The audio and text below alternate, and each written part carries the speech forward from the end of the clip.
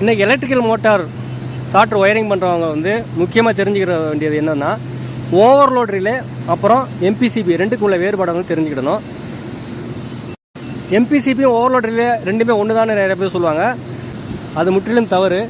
ரெண்டுமே மோட்டருடைய பாதுகாப்புக்கு பயன்படுத்தினாலும் ஓவர்லோட் ரிலே செயல்படும் முறை வேறு, எம்பிசிபி செயல்படும் முறை வேறு.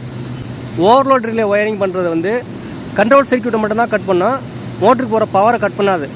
அதுக்கு கூடுதலாக ஒரு கான்டாக்டர் போட்டு ஓவர்லோட் ரிலே பொருத்தி அப்படி ஒயரிங் செஞ்சால் மட்டும்தான் மோட்டரை வந்து பிரச்சனைலேருந்து காப்பாற்ற முடியல. ஏன்னா மோட்டரே ஓவர்லோட் எடுத்து எரிஞ்சு போயிடும். ஆனால் எம்பிசிபி அப்படி கிடையாது.